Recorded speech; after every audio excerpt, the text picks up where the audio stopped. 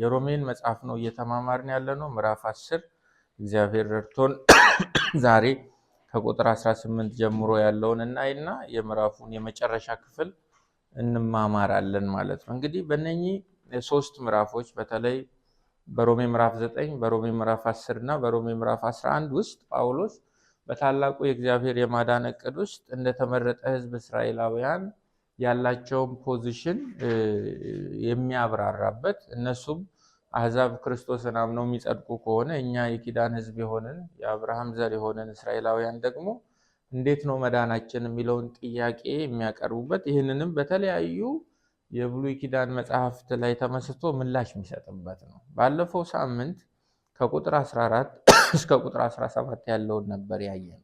ሁለት ነገሮችን እንዲህ ያነጻጸራችሁ ያዟቸው። ምዕራፍ 9 ምህረት ለወደደ አይደለም ወይም ለሮጠ አይደለም። በመዳን ውስጥ እግዚአብሔር ብቻ ነው ያለው።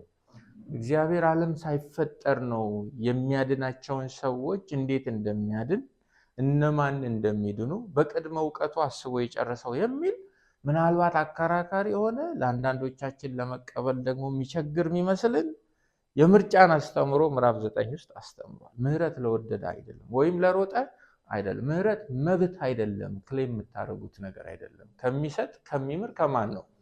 ከእግዚአብሔር ነው ካለን በኋላ ምዕራፍ 10 ላይ ደግሞ የጌታን ስም የሚጠራ ሁሉ ይድናል አለ። እነዚህን ሁለቱን ይዋቸው። ምህረት ለወደደ አይደለም፣ ለሮጠ አይደለም። እዚህ ጋር ደግሞ የጌታን ስም የሚጠራ ሁሉ ምን ይሆናል? ይድናል። እነዚህ ሁለቱ ስላልተቃረኑ አናስታርቃቸው። ግልጽ ነው አይደል? ልዩነት በመሃላቸው የለም።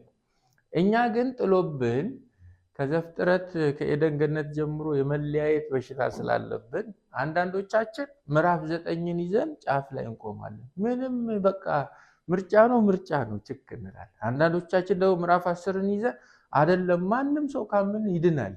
ሁለቱም መጽሐፉ ነው የተናገራቸው። ስለዚህ ምዕራፍ 9ም ምዕራፍ 10ም ኢንፋክት 16ቱም የሮሜ ምዕራፋት በሰከነ ልብ መጠናት አለባቸው። መጽሐፍ ቅዱስ ወደ ልዩነት አያመራንም።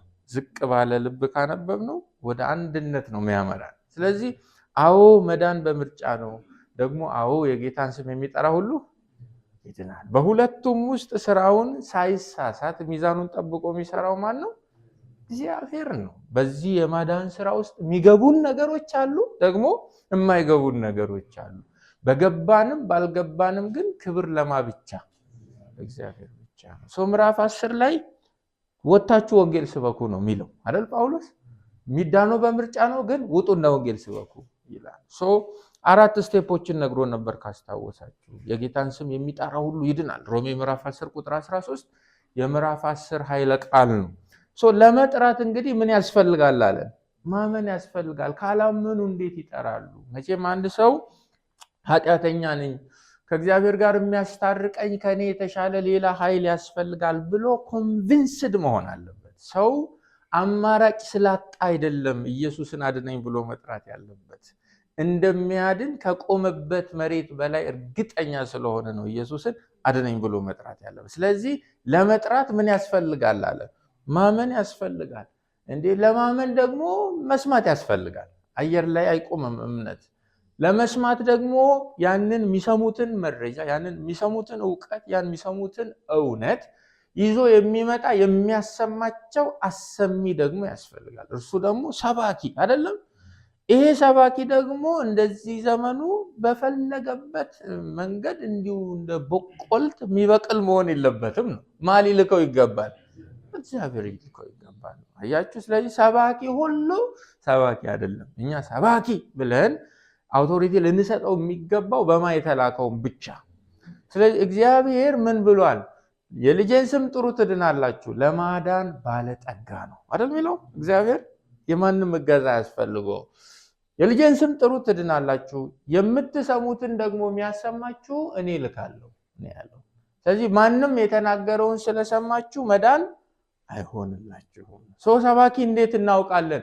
ማንም የሚናገር ቢኖር እንደ እግዚአብሔር ቃል ይናገር። አሜን። ቱምቢያችን፣ ማበጠሪያችን፣ ወንፊታችን ምንድን ነው? ጥቅሱ ነው። ምዕራፍና ጥቅስ ያለው ስብከት ካልሆነ እዚህ ቆሞ ኮሜዲ ቢሆን ኮሜዲያን ቢሆን ወይ ቢያነቃቃ እሱ ሰባኪ ይመስላል እንጂ ግን ሰባኪ አይደለም። ዘመኑ ደግሞ ጥሎብን የእግዚአብሔር ቃል ላይ ብቻ ችክ የሚለውን ሰባኪ አይደለም። ግሬስ የለውም ነው አይደል የምንለው? ኃይል የለም፣ ሞገስ የለውም፣ ድርቅ ያለ ጉባኤ ነው ይላሉ። ኖ እግዚአብሔር ቃል ውስጥ ብንደርቅ ይሻላል። የሰው ስሜት ውስጥ ከምንረጣጥፍ አይደል ቃል ውስጥ እውነት መምረጥ ጥሩ ነው።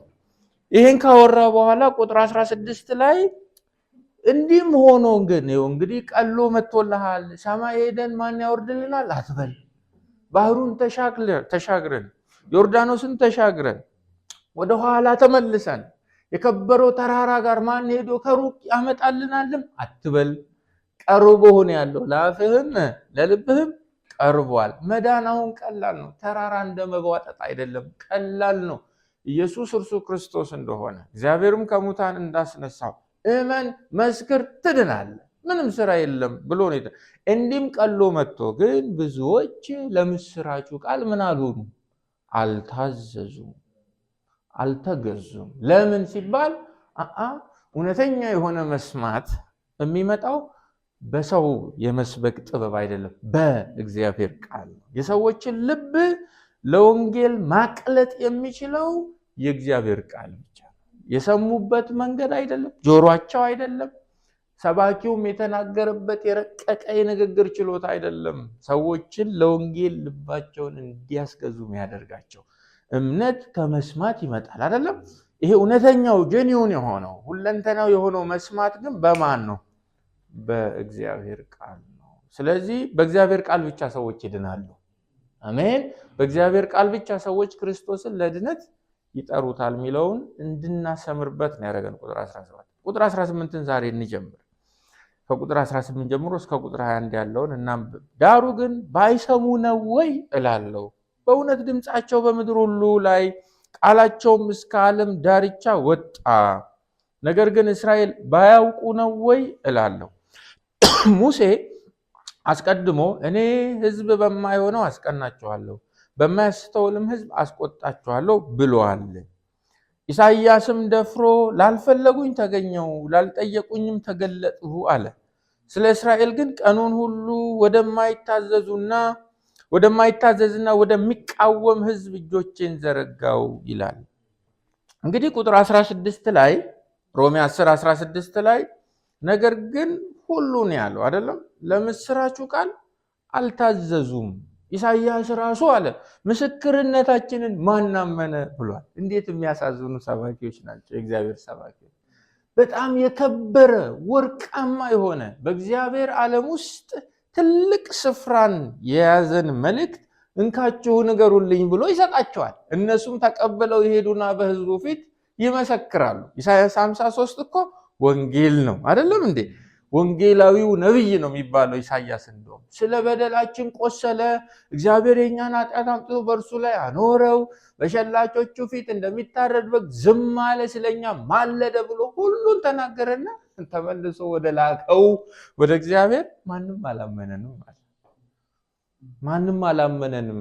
ምስክርነታችን ከዚህ ምስክርነታችንን አያችሁ፣ እውነት የሆነውን እግዚአብሔር የተናገረው የሰራዊት ጌታ እግዚአብሔር እንዲህ ይላል እኛም እርግጠኞች ነን ብለን የምናሰማውን የእግዚአብሔርን ቃል የእግዚአብሔርን ምስክርነት ሰዎች ባይቀበሉም ባያምኑንም ተመልሰን ወደ ማን ነው መሄድ ያለብን? ወደ አልሰሙንም እኮ ነው የሚባለው እንጂ እንዲሰሙን ምድራዊ ጥበብ አንጠቀምም። አሜን። እንዲሰሙን እንዲያደምጡን የሆነ ነገር አምጥተን በቃሉ ላይ የመለጠፍ ስራ ውስጥ መግባት የለብንም። ጌታ ይጠብቃል። አያችሁ መጥቶ ሪፖርት አድርጓል። የምስራቹ ቃል ብዙ ታዛዦች አላገኘም አለ ጳውሎስ። አሁን ምንሰብከውን ክርስቶስን አልታዘዙም ነው ቃሉ። ልብ አድርጎ አልታዘዙም። በጣም ሊሰመርበት ይገባል። ምላሽ አልሰጡም፣ ልባቸውን አላንበረከኩም ብሎናል ቁጥር 16 ላይ። በእነዚህ አራት ቁጥሮች ከቁጥር 18 እስከ 21 ባለው ክፍል ውስጥ ጳውሎስ ሁለት ጥያቄዎች ይጠይቃል። አንደኛው ቁጥር 18 ላይ ነው ያለው፣ ሁለተኛው ቁጥር 19 ላይ ነው ያለው። የቁጥር 18ቱ ጥያቄ ባይሰሙ ነው ወይ? ለዚህ ለምስራቹ ቃል አንታዘዝም ያሉት እንደው ምናልባት ምን ባያረጉ ነው? ባይሰሙ ነው ወይ? ቁጥር 19 ደግሞ ባያውቁ ነው ወይ? ባይረዱ ነው ወይ? የምስራቹን ቃል ይዘት አብሮቱን ሰብስታንሱን በውስጡ ያለውን ኮንቴንት ባይረዱት ነው ወይ ብዬ እጠይቃለሁ ብሎ እነኚህን ሁለት ጥያቄዎች በማንሳት ያለመታዘዛቸውን ምክንያት ያጠናል። ግልጽ ነው አይደለም? ስለዚህ ሰዎች እግዚአብሔር እንድንነግረው ለሰው እንድንነግር የሰጠንን ምስክርነት አልሰማም ሲሉ ወደ እግዚአብሔር ሄደን ምን እንላለን? አልሰማም አሉ አይደል ምንለው? ቀጥለን ደግሞ ሊሰሙ ሊታዘዙ ያልቻሉበትን ደግሞ ምክንያት ቁጭ ብለን ማጥናት አለብን ማለት ነው። ይህንንም ነው ከጳውሎስ የምንከተለው። ለመሰላችሁ ብዙ ጊዜ ነገሮችን ከሰይጣን ጋር ስለምናላክክ ከዚህ አካባቢ ወንጌል ችግር ነው መንፈስ አለ እንላለን። ድሮ ለወንጌል ስርጭት ስንሄድ ሶስት የሆነ ሌላ ሃይማኖት ያለው ሰው ስናይ በቃ እዚህ መንፈስ አሰራር አለ ቀድመን መንፈሳዊ ዓለሙን እናጥራ እንላለን። ምን ደረደረውንም ምክንያት ሊሰጠን የሚገባው ቅዱስ ቃሉ አይደለም? ለምንድን ነው እነዚህ ሰዎች ባይሰሙ ነው ወይ ይላልዋል። ስለዚህ ቁጥር 18 ለማጥናት እንሞክር። ዳሩ ግን ባይሰሙ ነው ወይ እላለሁ፣ በእውነት ድምጻቸው በምድር ሁሉ ላይ ቃላቸውም እስከ ዓለም ዳርቻ ወጣ ተሰማ ሚል ቃል አለ። ጳውሎስ ሰዎች ለመዳን የጌታን ስም የማይጠሩት ወይም ለምስራቹ ቃል የማይታዘዙት ምናልባት ስላልሰሙ ይሆንን ብሎ እየጠየቀ ነው። በሌላ ቋንቋ ከቁጥር 14 እና ቁጥር 15 ውስጥ ያስቀመጣቸው ቅደም ተከተላዊ ፍሰታቸውን የጠበቁ ደረጃዎች አሉ አይደለም? ለመጥራት ማመን አይደል? ለማመን መስማት፣ ለመስማት አሰሚ ያስፈልጋል ሰባኪ፣ ለሰባኪ መኖር ማን ሰባኪ መላክ አለበት? እግዚአብሔር። ምናልባት በዚህ ሲኩዌንሻል ኦርደር ውስጥ መስማት የምትለዋ ነገር ጠፍታ ይሆን?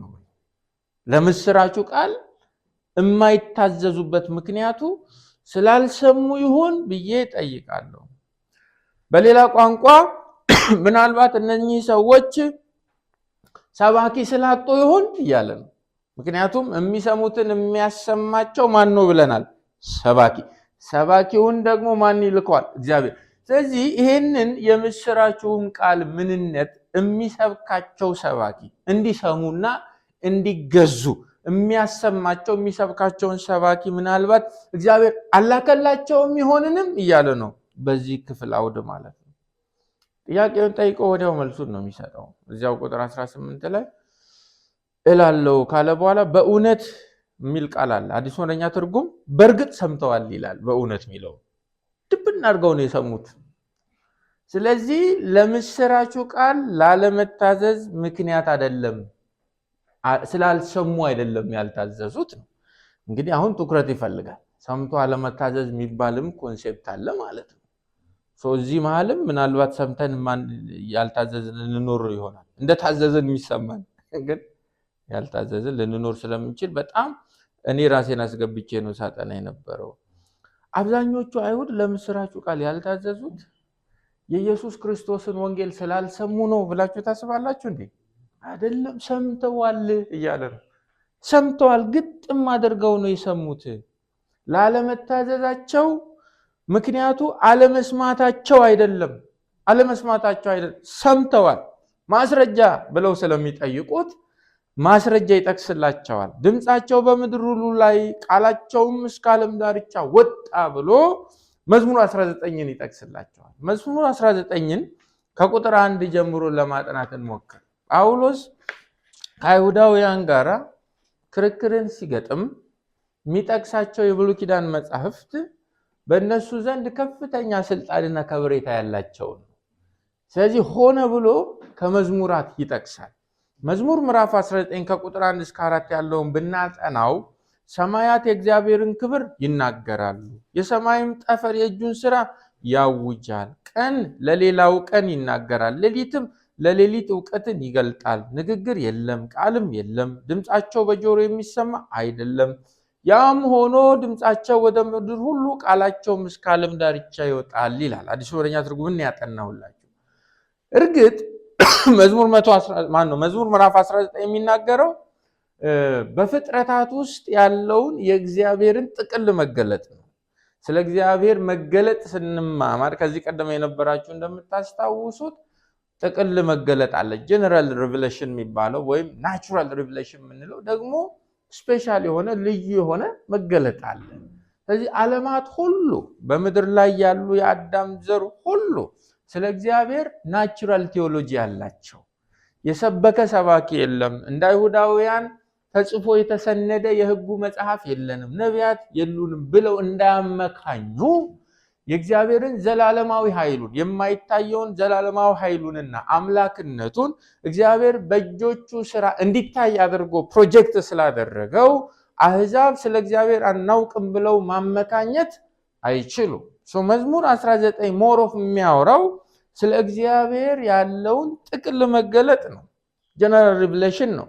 ሮሜ 10 ላይ ደግሞ ጳውሎስ ትኩረት አድርጎ እያስተማረ ያለው እግዚአብሔር በክርስቶስ ኢየሱስ ያቀረበው መገለጥ ነው። ስለዚህ ሞሮፍ ስለ ልዩ መገለጥ ነው። ይሄን ምክንያት አድርገው አንዳንዶች እንዴት መዝሙር 19 ስለ ጥቅል የእግዚአብሔር መገለጥ ሆኖ ሮሜ ምዕራፍ 10 ደግሞ ስለ ልዩ የእግዚአብሔር መገለጥ ሆኖ ሳለ ለምን ነው ጳውሎስ መዝሙር 19ን እዚህ ጋር የሚጠቅሰው ይላሉ። ለክፉም ለደጉ መዝሙር 19ን የምናጠናው ጳውሎስ እንዳጠናው ነው። አሜን። ምክንያቱም ሐዋርያ ማን ነው? ጳውሎስ ነው። ስለዚህ የመዝሙር 19ን ኮመንተሪ ጳውሎስ ነው የሚሰራው እንጂ እኔና እናንተ አይደለም። ለዚህ ነው ከመጽሐፍ ቅዱስ ነው ወደ ስነ መለኮት መሄድ ያለብን እንጂ ከስነ መለኮት ወደ መጽሐፍ ቅዱስ መምጣት ብዙ ያጨቃጭቀናል። ጌታ ይርዳል። ኦፍ ኮርስ በጳውሎስ ዘመን ራሱም ጳውሎስም ሌሎቹም ሐዋርያቶች ዓለም ሲሉ በወቅቱ ዲስከቨር የተደረጉትን ትልልቅ ኤምፓየሮችና ከተሞችን ነው። በንግድ የሚታወቁ፣ በፖለቲካ የሚታወቁ፣ ጦርነት የተካሄደባቸው፣ እነሱም በሚስዮናዊ ጉዞ የሄዱባቸውን እውቅናቸው ውስጥ ያሉትን አካባቢዎች እያሰቡ ነው ዓለም እያሉ ያሉ።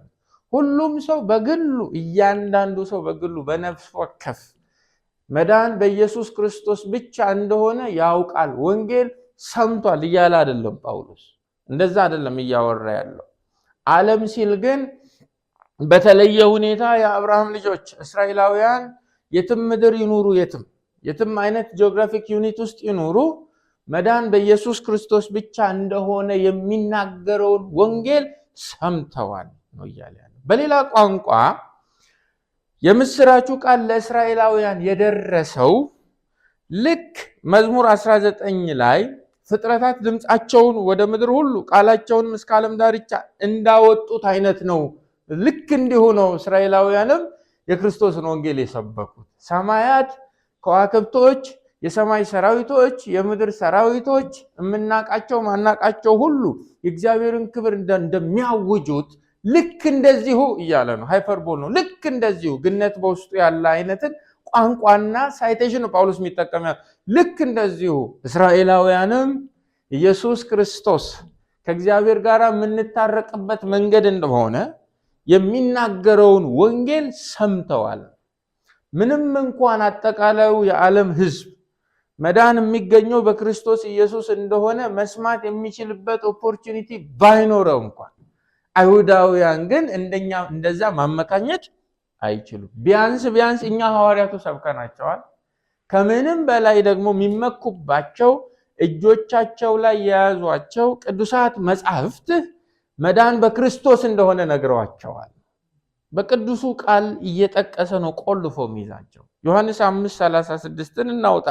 ጌታም ተመሳሳይ ነገር መስክሮባቸዋል። ዮሐንስ ወንጌል ምዕራፍ 5 ከቁጥር 36 ጀምሮ እኔ ግን ከዮሐንስ ምስክርነት የላቀ ምስክር አለኝ፣ እንድፈጽመው አብ የሰጠኝ፣ እኔም የምሰራው ስራ አብ እንደላከኝ ይመሰክራል። ምስክርነት ነው ቃሉ። የምሰራው ስራ እኔን ኢየሱስ ክርስቶስን አብ እንደላከኝ ይመሰክራል። የላከኝ አብ ራሱ ስለ እኔ መስክሯል። እናንተም ከቶ ድምፁን አልሰማችሁም፣ መልኩንም አላያችሁም። የላከውንም ስላላመናችሁ ቃሉ በእናንተ አይኖርም። በእነርሱ ስሙ አሁን የሚለውን ጌታ በእነርሱ የዘላለም ሕይወት የምታገኙ የመሰላችሁ መጽሐፍትን ትመረምራላችሁ። እነዚህ መጽሐፍት ስለ እኔ የሚመሰክሩ ናቸው።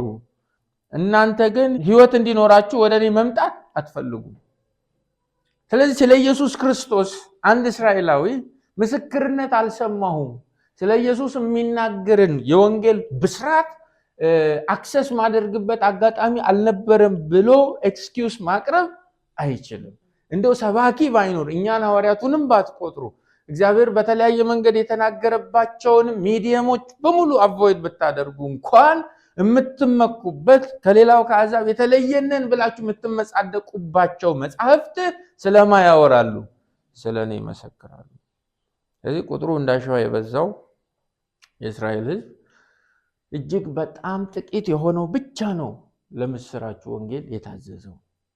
የቀረው ግን ለምስራቹ ወንጌል ያልታዘዘው ምን ስላልሰማ አይደለም። ቁጥር 18 ላይ ጳውሎስ አርጊመንት እንደዛ ነው። ሰምታችኋል እያለ ነው። አልሰማንም፣ ስላልሰማን ነው ብላችሁ ማመካኘት አትችሉም ነው እያለ።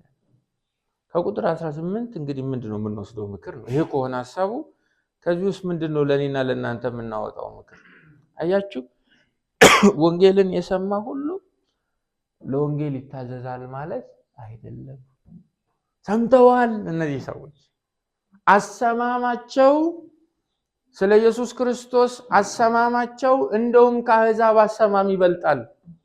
በመጽሐፍ የተደገፈ ነው። ሐዋርያ ተሹሞላቸዋል። ቀርቦ ጆሮአቸው ስር የክርስቶስን የማዳን ወንጌል የሚያውጅ ሰው የበዛላቸው ናቸው። መስማትን ሰምተዋል፣ ስለ ወንጌል ሰምተዋል። ነገር ግን ለወንጌል ልባቸውን አላስገዙም። ለካስ ቁጭ ብለን ስለ እግዚአብሔር ቃል ሰማን ማለት ኔሴሰርሊ ለቃሉ ታዘናል ማለት አይደለም። አይቱ መስማት መታዘዝን ሪፕሌስ አያደርገው። በጣም መጠንቀቅ አለብን። ሰማነው ማለት ተረዳነው ማለት ይዘቱ ገባን ማለት ሁለንተናችንን አስገዛንለት ማለት አይደለም። እነኚህ ሰዎች ሰምተዋል፣ ያውቁታል፣ ነገር ግን አልታዘዙም። ስለዚህ መስማትን ወደ መታዘዝ እግዚአብሔር ይቀይርልን። አይመስላችሁም? መስማትን ወደ መታዘዝ፣ ዕውቀትን ወደ ህይወት፣ ወደ ውሳኔ፣ ወደ ተግባር እግዚአብሔር ይቀይርልን። ወይም አያችሁ ለምንድን ነው መሰላችሁ የቁጥር 17ቱ የቴዎሎጂካል አሰርሽን ሊሰመርበት ሰው ለምንድን ነው ሰምቶ ታዲያ የማይታዘዘው? መስማት በማን ነው? በእግዚአብሔር ቃል ነው። አያችሁ አይደለም? ለካ ሰው ሰምቶ አይታዘዝም። ለምን?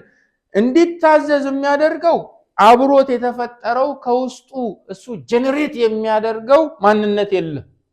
ሰውን እንዲታዘዝ የሚያደርገው የቃሉ ስልጣን ነው። አሜን። ሰው ሰምቼ ለቃሉ መታዘዝ ካቃተኝ ምናልባት በእግዚአብሔር ቃል ስልጣንና ላዕላይነት ላይ ጥያቄ አለኝ ማለት ነው። አያችሁ የእግዚአብሔርን ቃል ስልጣን ስናምን የሚለንን ሁሉ እናደርጋለን። አሜን። የሚያዘንን ሁሉ እናደርጋለን ማለት ነው። የእግዚአብሔር ቃል ብቻ ነው ልብን ለወንጌል የሚያንበረክከው። አሜን። ወንጌል ስንሰብክ ሁሉ ጊዜ በዛ ማመን አለብን። አንዳንድ ሰው ግዴታ ወንጌልን ሲሰብክ ጌታን ማስቀበል ግዴታው እንደሆነ አምኖ ይወጣል። ቁጥር ጽፉ። ዛሬ 30 ነፍሳት እሱማ ከባድ ሊሆን ነው። እኛ ማን ይምጣ ማን ይቅር አናውቅም። የሚመጡትንም የሚቀሩትንም የሚወስነው ማን ነው? እግዚአብሔር ነው። እኛ ኢንስትሩመንት ነን። የክርስቶስን ወንጌልን ሰብካለን። መንፈስ ቅዱስ ደግሞ ልባቸውን ያንበረክካል። የቃሉም ስልጣን ለዚህ እኮ ነው ቀደም ባጠና ነው በሐዋርያት ሥራ ምዕራፍ 2 ላይ ጴጥሮስም ከተቀሩት ጋር ቆሞ የክርስቶስን ወንጌል ሰበካቸው አይደለም? ከሰሙ በኋላ ልባቸው ተነካ። ጴጥሮስ አይደለም ልባቸውን የነካው። ከዚህ ቀደም አይነካም ነበር ጴጥሮስ። ዞር ብለውም አያዩትም። ከግምት የማያስገቧቸው የተናቁ ሰዎች ናቸው። በዚያ ቦታ ላይ ቆሞ ሲናገር ማን ነው ያንበረከካቸው? ቃሉ። የትኛው ቃል? እሱ የሰበከው ቃል። እንዲህ ተብሎ ተጽፏል። አሜን። እንዲህ ተብሎ ተጽፏል ማለት ይሆንልን። እሱ ያሸንፋል። እዚህ ነው አንዴ ዴል ሙዲ የሚባል ሰው ከዚህ ቀደም አውርቻለሁ መሰለኝ። ወንጌል በኬጅ ውስጥ እንዳለ አንበሳ ነው። የሰባኪው ስራ የኬጁን በር ከፍቶ ከመንገዱ ላይ ጥርግ ማለት ነው። ኦኬ፣ አንበሳው ይውጣ፣ ራሱ እንደፈለገ እየሰራ ይሄዳል። አሜን። አዎ፣ ወንጌል ሚዜ አይፈልግም። አሜን። አብሮ መታየት አያስፈልግም። አንዳንድ ሰው በንግግሩ ሚዜ ይሆናል። እውነቴን ነው የምላችሁ። እዚህ ጋር ቀልድ ባስገባ እዚህ ጋር እንዲህ ባረጋቸው እሱ አያድንም። አይመስላችሁም?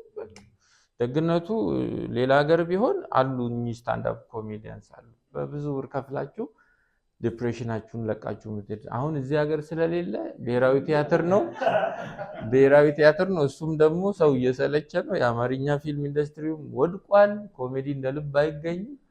ስለዚህ ሰባኪዎቹ ጋፕ አናሊሲስ ሰርተው ያስቁናል። ለመሳቅ ቸርች አይመጣም። ቅድም ወንድማችን ብሏል። ይሄ መዝናኛ አይደለም አይደል? በጣም ጠንካራ ነገር ነው። ይሄ መሳሪያ መታጠቂያ ነው። አሜን። ለምንድን ነው እዚህ ውስጥ የገባ ነው? ፖይንቱ የእግዚአብሔር ቃል ነው። ሰዎች ከሰሙ በኋላ እንዲታዘዙ የሚያደርጋቸው። ሮሜ ምዕራፍ 1 ካስታውሳችሁ ቁጥር 16 ላይ በወንጌል አላፍርምና አይደል ያለው? ምን ነበረ ጳውሎስ በወንጌል የማያፍርበት ምክንያት ብለን ዘረዘር። አንደኛ በእርሱ የእግዚአብሔር ጽድቅ ተገልጧል አይደለም? ከምንም በላይ ለድነት የሆነ የእግዚአብሔር ኃይል ነው። አሜን። ለምንድነው ማታፍረው? ለማዳን የሆነ የእግዚአብሔር ኃይል ነው። እግዚአብሔር ሰዎችን የሚያድንበት ዱናሞስ ዳይናማይት ወንጌል ይባላል ነው ያለ። ስለዚህ ወንጌል እኛ ምን ጨምርለት ኃይል የለም። በውስጡ ምን አለ? ኃይል አለ። መናገር ብቻ ከኔ የሚጠብ። እንዴት ልናገር? እንደኔ ሁኔታ ልናገር። እንዳንተ ሁኔታ ተናገር። እግዚአብሔር ይሳል የልጁን ወንጌል አይደል? በማ ሁኔታ? በኔ ሁኔታ ሊገልጥ በወደደ ጊዜ ከስጋና ከደም ጋር አልተማከሩ። ስለዚህ ሌላ ሁኔታ ልንፈጥርለት አይገባም። ሰምተው ሰዎች እንዲታዘዙ የሚያደርጋቸው የእግዚአብሔር ቃል ነው። እነዚህ ሰዎች ግን አያችሁ ሰምተው መጽሐፉን አውቀው ከልጅነት ጀምሮ አብረው አድገው የክርስቶስን የማዳን ሥራ እነ ኢሳይያስ ተንበየውላቸው መጽሐፍቶቻቸው መስክረውላቸው ሐዋርያትም ተጨምረው ነግረዋቸው መድኃኒታችንን በስጋ ከነሱ መጥቶ በመካከላቸው በተአምር በምልክት በድንቅ እግዚአብሔር በእርሱ ያሳለፈው ነገር ሁሉ እያሳያቸው እነሱ ግን አምኖ ከመታዘዝ ይልቅ ሰቅለው ገደሉት። ለምንድን ነው እንዲህ ሊሆን የቻለው? ልብን የሚቀይረው እግዚአብሔር። የመስማታችን ካፓሲቲ አይቀይረንም፣ ወይም የሰማነው ነገር ቋቱ ብዙ ስለሆነ አይለውጠንም። ለዚህ ነው ወደ ጸጋው መሮጥ ያለብን። የሰማነው ወንጌል በእኛ ውስጥ ምን ያህል የመታዘዝን ፍሬ አስገኝቷል ብለን እያንዳንዳችን ራሳችን እንጠይቃለን። ከቁጥር 18 እሱን ነው የምንወስደው። ምን ያህል የመታዘዝን ፍሬ በውስጥ ይፈጥራል? ዋቲፍ ጆሮዬ ላይ የቀረስ ነገር ቢሆን ሲጀምር ወንጌል ልቤን እንደቀየረው በምንድን ነው ማቀው? በማውቃቸው የወንጌል አስተምህሮቶች ብዛት ነው። እንዲህ ባለው ሁኔታ ቁጭ ብዬ ለረጅም ጊዜያቶች ብዙ የወንጌል እውነቶችን መስማቴ አይደለም። እነዚህ አይደሉም ማሳያዎቹ። ምንድነው ታዲያ? መታዘዝ። ለማ መታዘዝ? ለቃሉ መታዘዝ። ቃሉ አድርግ የሚለውን ማድረግ፣ አታድርግ የሚለውን አለማድረግ። ቆላስይስ ምዕራፍ 1 ቁጥር 6 ላይ ተመሳሳይ ነገር ይመሰክርላቸዋል ጳውሎስ ለቆላስይስ ወንድሞች። ቆላስይስ 1:6 ይህንንም ወንጌል ከሰማችሁበትና የእግዚአብሔርን ጸጋ በእውነት ከተረዳችሁበት ቀን ጀምሮ በዓለም ዙሪያ እየሰራ እንዳለ ሁሉ በእናንተ ዘንድ ፍሬ እያፈራና እያደገ ነው ያደርግልን። አይገርምም? ከሰማችሁበት ጊዜ ጀምሮ ከተረዳችሁባት ቀን ጀምሮ በሌሎች በምድሮች ላይ እንደሚሰራ ሁሉ በዓለም ዙሪያ እየሰራ እንዳለ ሁሉ በእናንተም ዘንድ ፍሬ እያፈራና እያደገ ነው። ክብር ለእግዚአብሔር ይሁን። ወንጌልን መስማት ያለብን ከጆሮአችን አልፎ እጃችንን እግራችንን እስኪቆጣጠር ነው። አሜን። አዎ ሰዎች ለመሰላችሁ ወንጌል ላይ ጨርሷል ብዙ ጴንጤ። አሁን የስነ ልቦና ትምህርት ነው የሚፈልገው ሰው፣ የአስተሳሰብ ትምህርት፣ የአመለካከት ትምህርት፣ ይሄ ሱፐርማን ቴዎሎጂ፣ በቃ አንተ እንዲህ ነው የሚል ትምህርት ነው ሰው የሚፈልገው። መጽሐፍ እንዲህ ይላል መዳን በክርስቶስ ነው የሚለውማ በጣም ኤሌመንተሪ ይሆናል። አልፎ አልፎ ውጭ ምን ሰብከው ከዚያም ሰንዴ ስኩል ላይ ምን ጥሉ ነው። የክርስቶስ የማዳን ሥራ ሁሌ ሊነዝረን ይገባል። አሜን። ልባችንን ሊያሳክከው ይገባል፣ ሊቆጠቆጠው ይገባል። እግዚአብሔር ይርዳል። ወንጌልን ሰምተን ወደ ተግባር ወደ መታዘዝ እንድንቀይር ጌታ ይርዳል። የአይሁዳውያን ችግር እሱ ነው። ወደ ቁጥር 19 እንሂድ። ቁጥር 19 ላይ ሌላ ጥያቄ ይጠይቃል። እንግዲህ ቁጥር 18 ሰምተዋል ነው አይደለም? ስላልሰሙ አይደለም። ያልታዘዙት ስላልሰሙ አይደለም፣ ግጥም አድርገው ሰምተዋል። ቁጥር 19 ደግሞ ነገር ግን እስራኤል ባያውቁ ነው ወይ ይላለው።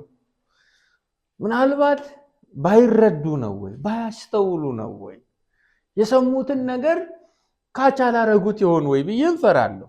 ሙሴ አስቀድሞ እኔ ሕዝብ በማይሆነው አስቀናቸዋለሁ፣ በማያስተውለውም ሕዝብ አስቆጣቸዋለሁ ብሏል ይላል። በጣም ነው የሚገርመው። ይሄ ሁለተኛ ጥያቄ መጠናት አለበት። አዲስ መደበኛ ትርጉም ደግሞም እጠይቃለሁ እስራኤል አላስተዋሉ ይሆን ይላል። ሰምተው መታዘዝ ያልቻሉበት ምክንያቱ ስላላስተዋሉ ይሆን ወይ ነው እንግዲህ ጥያቄው።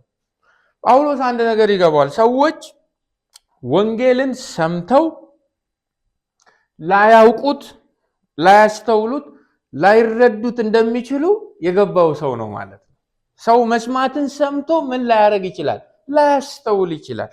ይሄ እውነት ይገባዋል። ለዚህ ነው የሚጠይቀው። ምናልባት እንግዲህ መስማታቸውን አለመስማታቸውን ኢንቨስቲጌት ስናደርግ አረ ሰምተዋል፣ አይ ከሰሙ በኋላ ታዲያ ለምንድን ነው መታዘዝ ያቃታቸው የሚለውን ጥያቄ ስንሰነዝር አይ የሰሙትን ነገር ምናልባት አላወቁት ይሆን እላለሁኝ። አሁን እሱን ደግሞ እናጥናው ነው። ነገር ግን እንደ ፋክት ሰዎች ሰምተው ላይረዱ ይችላሉ።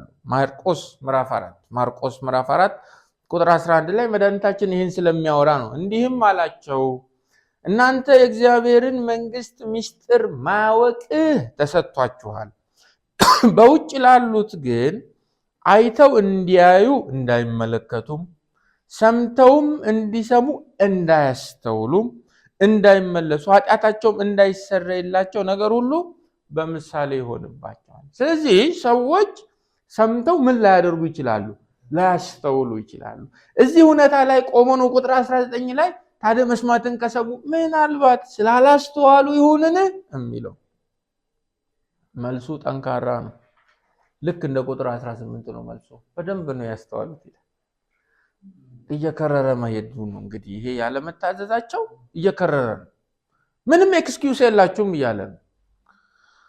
ቁጥር 19 ላይ ጠንካራ ነው መልሱ። እየከበደ እየመጣ ነው።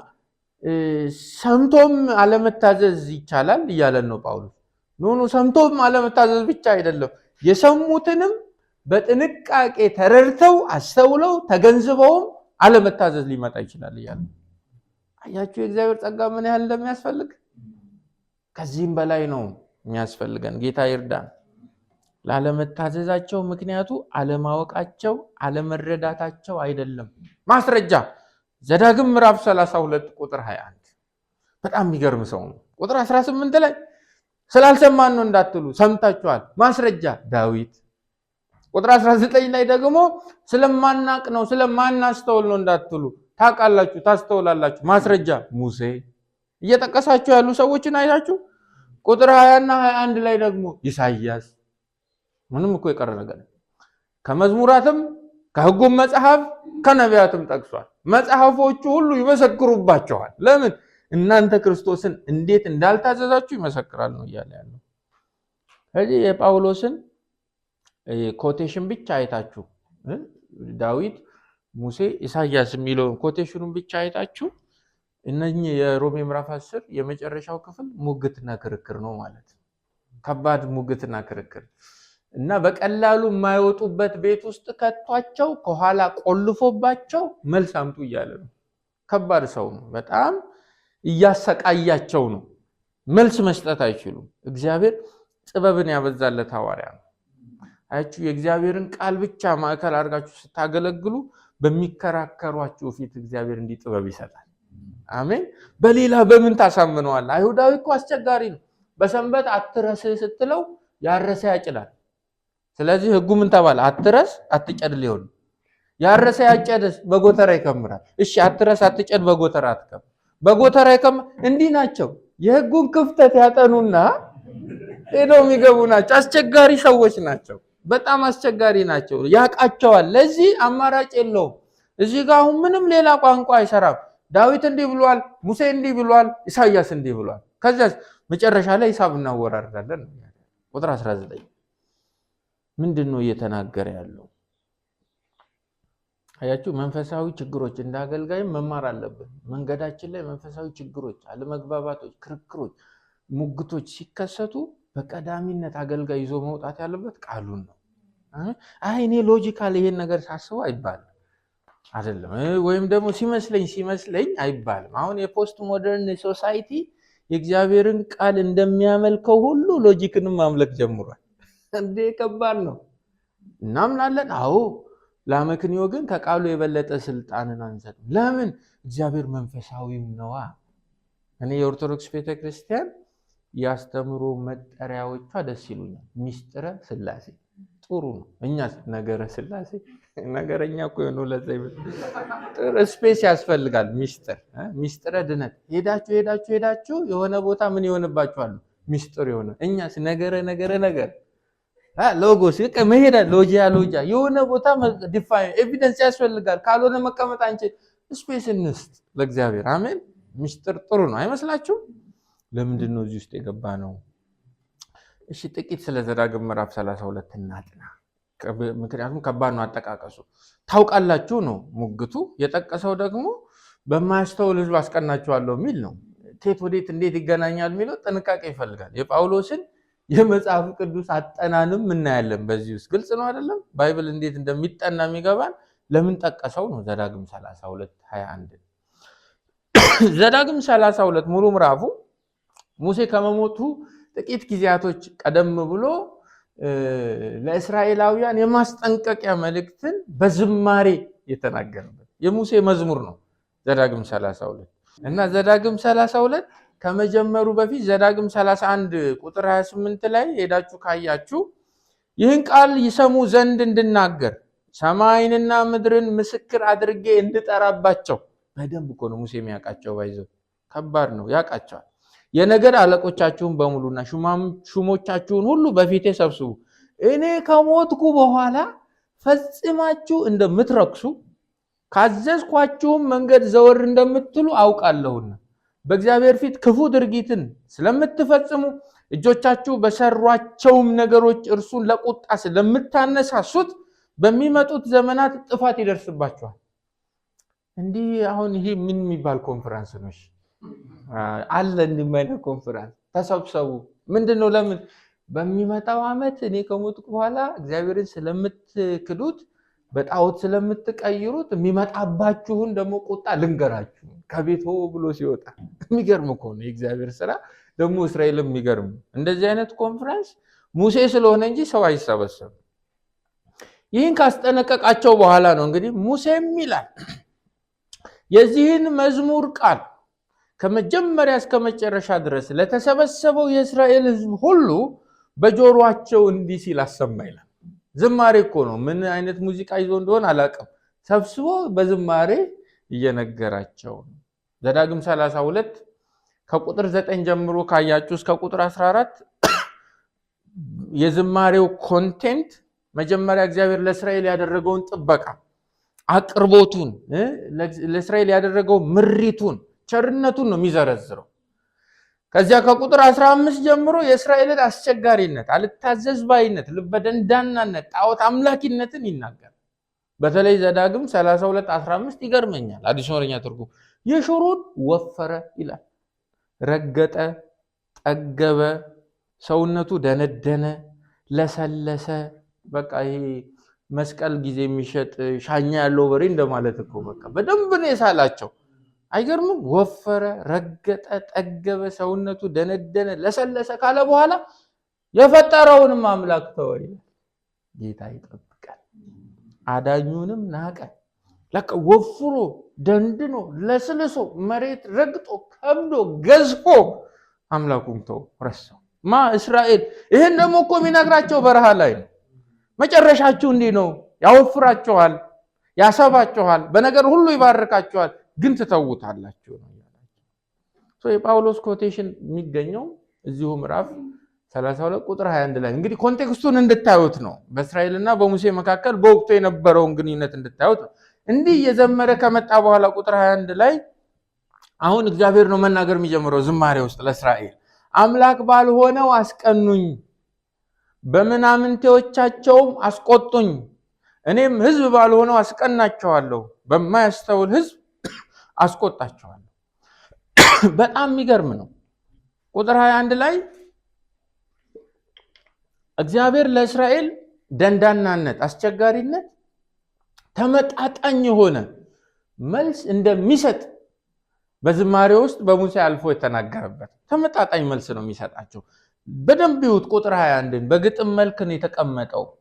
ምንድነው እያለ ያለው? ሁለት ነገር ነው እግዚአብሔር እያለ ያለው ቁጥር 25 አንደኛ ለእስራኤል እግዚአብሔር እኔ ያህዌ ነበርኩ፣ ለእስራኤል አምላኩ እኔ ያህዌ ነበርኩኝ፣ እነርሱ ግን አምላክ ባልሆነው አስቀኑኝ ነው።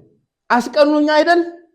እኔ ነበርኩ አምላካቸው፣ እኔ ነበርኩ እግዚአብሔራቸው፣ እኔ ነበርኩኝ የምመለከው። እነሱ ግን እኔን በሌላ ነገር ቀይረዋል። አምላክ ባልሆነው ነው የቀየሩኝ፣ እያስቀኑኝ ነው። አስቀኑኝ አይደል? እበቀላለሁ። በምንድን ነው የምትበቀላቸው? እኔ ደግሞ ህዝብ ነበረኝ። ለኔ ደግሞ የበኩር ልጄ እስራኤል ነበር። ከህዝብ ሁሉ መካከል የመረጥኩት ህዝብ እስራኤል ነበር። ልክ እነሱ እኔን እንደቀየሩኝ እኔም ህዝብ ባልሆነው አስቀናቸዋለሁ። እየገባችሁ ነው ሐሳቡ? እነሱ እኔን በሌላ አማልክት እንደቀየሩኝ እኔም እነሱን በሌላ ህዝብ እየቀየርኩ አስቀናቸዋለሁ ነው የመጀመሪያው። እዚህ ነው አስቀኑኝ፣ አስቀናቸዋለሁ። አስቆጡኝ፣ አስቆጣቸዋለሁ። አሁን አስቀኑኝን ነው እያየን ያለን ሁለቱም ፔር አለ። ሁለተኛው እስራኤል ሰማይንና ምድርን መፍጠር በማይችሉ አዲሱ መደበኛ ትርጉም በከንቱ ጣዖቶቻቸው ይላል፣ ወይም በምናምንቴዎቻቸው አስቆጡኝ አይደል ይላል። ልብ አድርጉ፣ እዚህ ጋር ነው አቴንሽን የሚፈልገው። ሰማይና ምድርን መፍጠር በማይችሉ ከንቱ በሆኑ ምድራዊ በሆኑ የሰውን ስጋ በሚያረክሱ ጣዖቶቻቸው አስቆጡኝ አይደል? እኔም አስቆጣቸዋለሁ። በምንድን ነው የምታስቆጣቸው? እነሱ ከንቱ የሚሏቸው ህዝቦች አሉ፣ ውሾች የሚሏቸው ህዝቦች አሉ፣ የማያስተውሉ የሚሏቸው ህዝቦች አሉ፣ የእግዚአብሔርን ነገር የማይረዱ የሚሏቸው ህዝቦች አሉ። በእነሱ አስቆጣቸዋለሁ። ገብቷችኋል አይደል? ሐሳቡ አስቆጣቸዋለሁ ነው እያለ ያለው። ስለዚህ የእግዚአብሔርን የማዳን ስራ ማያውቀውን፣ የእግዚአብሔርን የማዳን እቅድ ማያውቀውን፣ ስለ እግዚአብሔር የተጻፈ ሰነድ የሌለውን፣ ስለ እግዚአብሔር እቅድ የማይረዳውን ህዝብ እስራኤላውያን ምን ይሉታል? የማያስተውል ይሉታል፣ ወይም አህዛብ ይሉታል። ለምን? እግዚአብሔርን እኮ አያውቁም፣ ምንም ስለ እግዚአብሔር የሚናገር መዝገብ የላቸውም ነው የሚሉት። ስለዚህ ስለ እግዚአብሔር ማያውቅ ወይም የማያስተውለው ህዝብ አህዛብ እንጂ ማን አይደለም? እስራኤል አይደለም። ዘዳግም 32:21 ላይ በሙሴ ዝማሬ ውስጥም እግዚአብሔር የማያስተውል ብሎ የፈረጀው እስራኤልን አይደለም። አስተውላችሁታል? የማያስተውል ህዝብ ያለው እስራኤልን አይደለም፣ ሌላኛውን ህዝብ ነው። እኔ አምላክ ያልሆንኩትን እሱም ህዝብ ያልሆነኝ ያ ህዝብ የማያስተውል። የማያስተውል የሚለው ቃል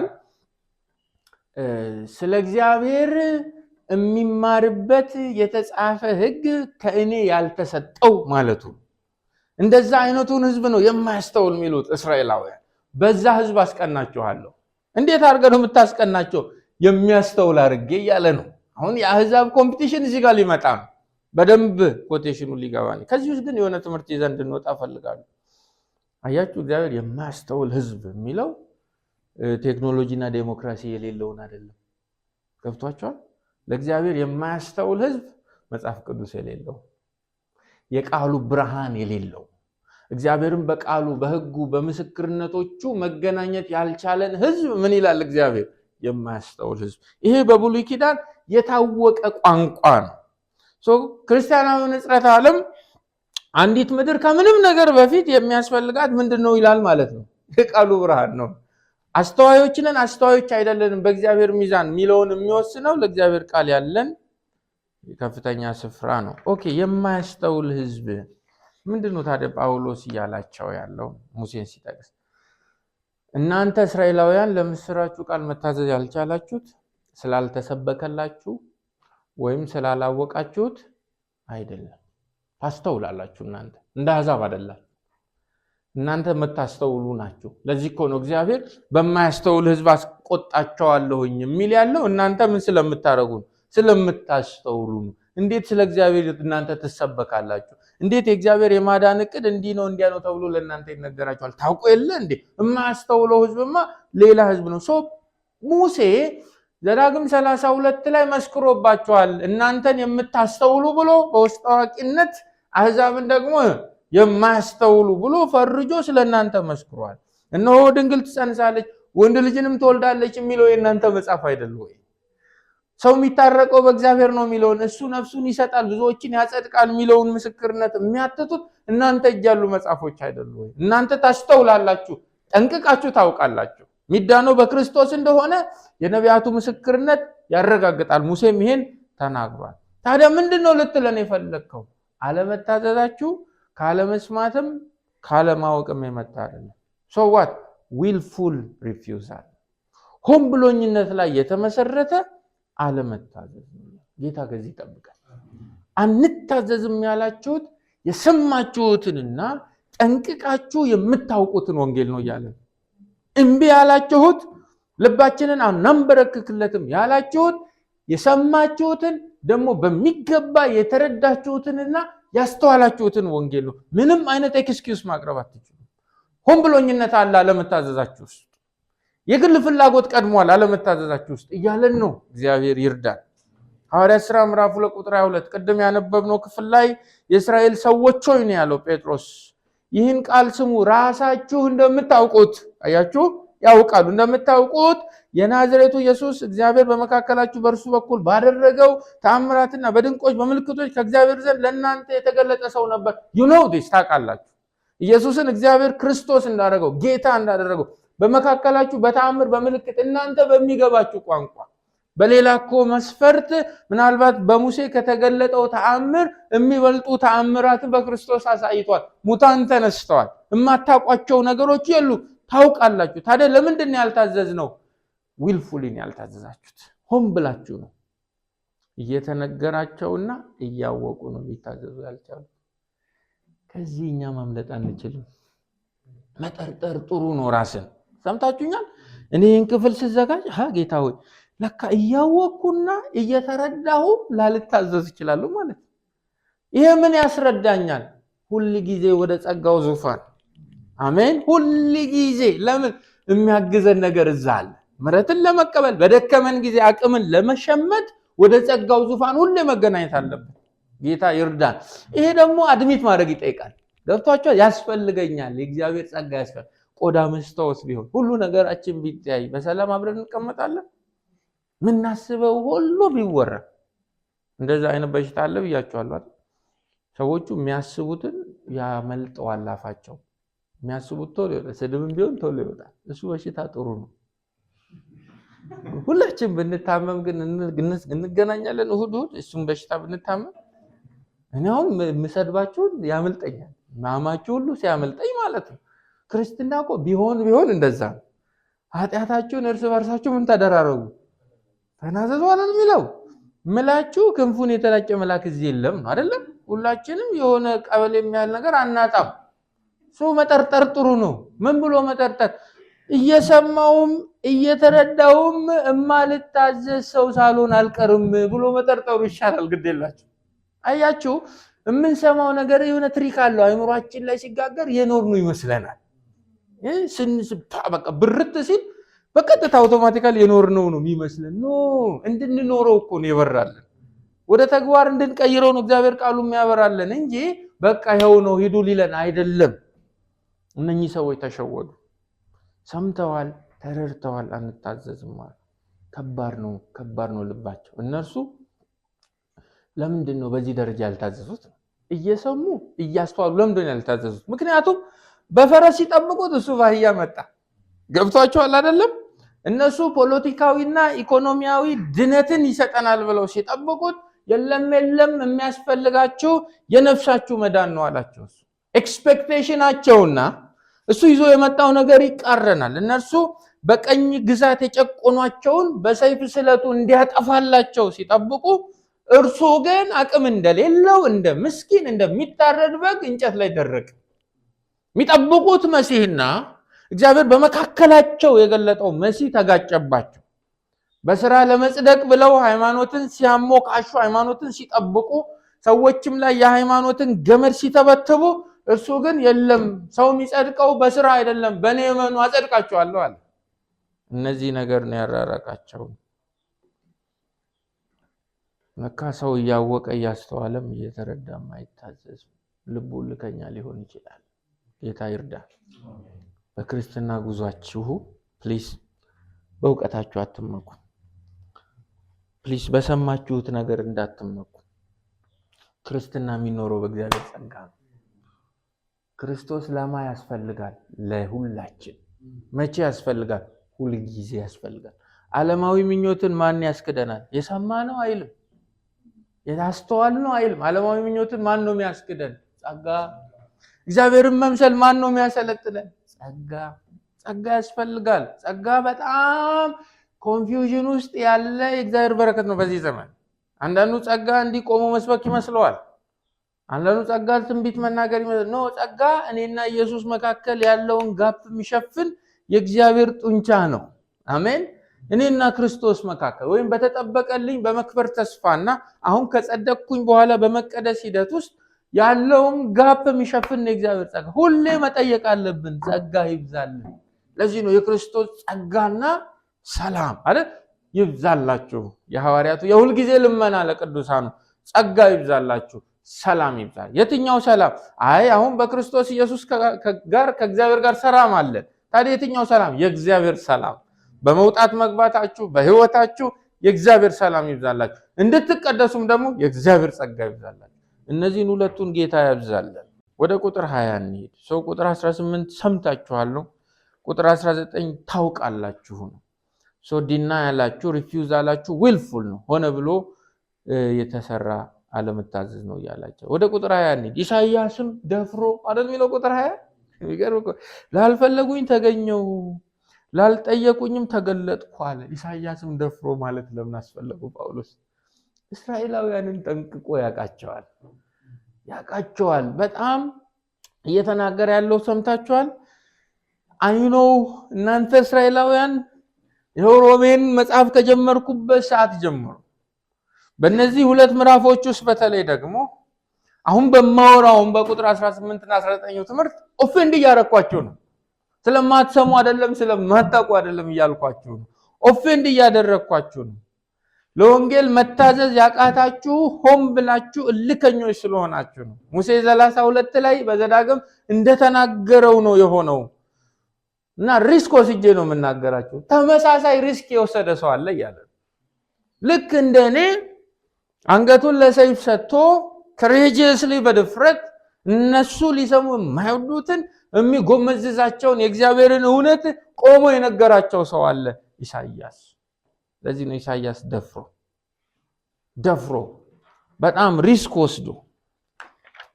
ወስዶ ከባድ የሆነ ነገር እንደሚመጣበት እያወቀ አንድ ነገር ነገራቸው። ላልፈለጉኝ ተገኘው ይላል እግዚአብሔር፣ ላልጠየቁኝ ተገለጥኩ። እናንተ ውሾች ለምትሏቸው ለአሕዛብ፣ እናንተ ውጭ ናቸው የምትሏቸው፣ ሰላም ያላችኋቸው ቀን ገብታችሁ እጃችሁን የምትታጠቡላቸው ለነሱ ተገለጥኩ ይላል ኢሳይያስ። እግዚአብሔር እንዴት የወደደው ህዝብ ነው እስራኤላዊ አይደለም? የቸርነቱን ብዛት አታዩ? እምቢ ሲሉት ሲለማም እንደው ትቷቸው መሄድ አይችልም? ይችላል። እግዚአብሔር ግን ወደ ገዛ ወገኑ ነው አይደል ሌላ ከው ልጁንም የገዛ ወገኑ ምን አላረጉትም? አልተቀበሉትም። እኛ ከምንም ወደማንቆጠር ወደኛ ግን መጣ ጌታ። ክብር ለስሙ ይሁን። በትውልዳችን አሕዛብ ነን አይደል? እኛ አሕዛብ በጨለማ ያለን ወገን ያልነበርን ከተስፋው ቃል የራቅን ለእስራኤል መንግስት እንግዶች የሆንን ነቢያትና የመቅደስ ስርዓት የማይቆጠርልን በቃ ዛፍና ድንጋይ ስናመልክ ከነበረው እኛን መረጠን። ይሄ ሁሌ ሊገርመን ይገባል። ኢሳይያስ 65 ቁጥር 1 ላይ ነው ይሄንን ኢሳይያስ የተነበየው። ትንቢተ ኢሳይያስ ምዕራፍ 65 ቁጥር 1 ላይ የሮሜ ምዕራፍ 10 ቁጥር 20 ሐሳብ ያለው እዛ ነው። ላልጠየቁኝ ተገለጥኩ ላልፈለጉኝም ተገኘው፣ በስሜም ያልተጠራውን ህዝብ እነሆኝ አልኩት ይላል። እንዴት ይገርማል! እነሆኝ አልኩት። ስለዚህ ምንም እንኳ የኢሳይያስ 65ቱ አውድ በአብዛኛው ስለ እስራኤል ቢሆንም የተናገረው ቁጥር 1ን ግን ጳውሎስ ለአሕዛብ አውሎታል። ኢሳይያስ 65 1ን ካያችሁት ቅደም ተከተሉን ካስተዋላችሁት ላልጠየቁኝ ተገለጡ አይደል የሚለው። ሮሜ ምዕራፍ 10 ቁጥር 20 ላይ ደግሞ የሚቀድመው የትኛው? ላልፈለጉኝ ተገኘው። ስለዚህ ኢሳይያስ ላልጠየቁኝ ተገለጥኩ ላልፈለጉኝ ተገኘው የሚለውን ጳውሎስ እሱን ይቀያይረዋል። ላልፈለጉኝ ተገኘው ላልጠየቁኝ ተገለጥኩ ብሎ ነው የሚቀያይረው። የቅደም ተከተሉ መቀያየር ትርጉሙ ላይ የሚፈጥረው ምንም አይነት ለውጥ የለም። ቅድም እንደጠቆምኳችሁ አሁንም ኢሳይያስ 65 ቁጥር 1 እና 2 የምናጠናው ጳውሎስ ባጠናበት መንገድ ነው። ሐዋርያው እሱ ስለሆነ ማለት ነው። ላልፈለጉኝ ተገኘው፣ ላልጠየቁኝም ተገለጥኩ። አሕዛብ ልክ እንደ እስራኤላዊ እግዚአብሔርን እንዲፈልገው የሚያደርገው ታሪካዊም መንፈሳዊም ምክንያት የለውም አይደለም። አሕዛብ እግሮቹ ወደ እግዚአብሔር ያቀኑ አይደሉም። ከእግዚአብሔር መንገድ የራቀ የወጣ የማያስተውል ሕዝብ ነው። ለነሱ ግን እግዚአብሔር ምን ሆንኩ አለ? ተገኘው አለ። አይገርምም? አሕዛብ አይደለም እግዚአብሔርን ፈልጎት ያገኘው፣ እግዚአብሔር ነው አሕዛብን ፈልጎት ያገኘው። ስለዚህ እኛ አይደለንም ወደ እግዚአብሔር ይሄር ነው። ማን ነው ወደኛ የመጣው? እግዚአብሔር ነው ወደኛ የመጣው። እንዲህ ብሎ ተናግሯል። ምንድነው ለዚህ ሐሳብ መነሳት ምክንያቱ ነው? ወደ ቁጥር 21 እንሂድ። ስለ እስራኤል ግን ይላል ቀኑን ሁሉ ወደማይታዘዝና ወደሚቃወም ሕዝብ እጆቼን ዘረጋው ይላል። ማመካኛ የላችሁም። እግዚአብሔርን ላለመቀበላችሁ፣ ልጁን ኢየሱስ ክርስቶስን ላለመታዘዛችሁ የእናንተ ምክንያት እንጂ እግዚአብሔር ምክንያት የለም። እንዴት ሲሉት አይደለም ለእናንተ ላልፈለጉት ለአሕዛብ ራሱ እግዚአብሔር ምን ሆኗል? ተገኝቷል። በእውነት ፈልጋችሁት ቢሆን በተገኘላችሁና በታዘዛችሁት። እናንተ ግን አልፈለጋችሁም። እንዴት? ስለ እናንተ ትንቢተ ኢሳይያስ ምዕራፍ 65 ቁጥር 2 ላይ ኢሳይያስ ደፍሮ ስለ እናንተ እንዲህ ይላል፣ ስለ እስራኤል ግን ቀኑን ሁሉ ወደማይታዘዝና ወደሚቃወም ሕዝብ እጆቼን ዘረጋው ይላል። ለአመፀኛ ሕዝብ፣ መልካም ባልሆኑ መንገዶች ለሚሄዱ፣ የልባቸውን ምኞት ለሚከተሉ ለእስራኤላውያን ቀኑን ሙሉ እጆቼን ዘረጋው። ፈለግኳችሁ፣ ጠየቅኳችሁ፣ ተከታተልኳችሁ። እናንተ ግን እምቢ አላችሁ። ላልፈለጉኝ ግን ተገኘሁላቸው። የእናንተ አለመታዘዝ እኔንም ልጄንም ኢየሱስ ክርስቶስን መቀበል ካለመፈለጋችሁ የተነሳ ነው። ማመካኛ የላችሁም ነው እያላችሁ ያለው። ወንጌል በጣም ይከሳል። አያችሁ አይደለም? ኑ ዳኑ፣ በክርስቶስ ዳኑ ብቻ አይደለም የሚለው። ሰምታችኋል፣ እንደሚያድን ሰምታችኋል። እምቢ ያላችሁት የሆነ ነገር ተጭኗችሁ አይደለም፣ ሌላ ፍላጎታችሁ ስለሚቀርባችሁ ነው እያላችሁ። እግዚአብሔር ይርዳ። ዛሬም እኛ በድፍረት መናገር አለብን። ዛሬም እኛም ሁለንተናችንን ለወንጌል መስጠት አለብን። ይሄ ለአንዳንዱ ሰዎች የምንመሰክረው ስብከት አይደለም። የተጻፈው በእምነታቸው ምስክርነት ዓለም ለሰማቸው ሰዎች ግልጽ ነው አይደለም? ለሮማ አብያተ ክርስቲያናት ነው። ሰው ምንድነው ጌታ እየተናገረን ያለው? ታዘዙ። ለምንድነው የምንታዘዘው? ዕለት ዕለት ለምትሰሙት ለቅዱስ ቃሉ ምክር ታዘዙ። ለወንጌል ድምፅ ታዘዙ። ሁለንተናችሁን አሳልፋችሁ ስጡ። ያኔ እኔ እከብራለሁ ነው እያለን ያለው።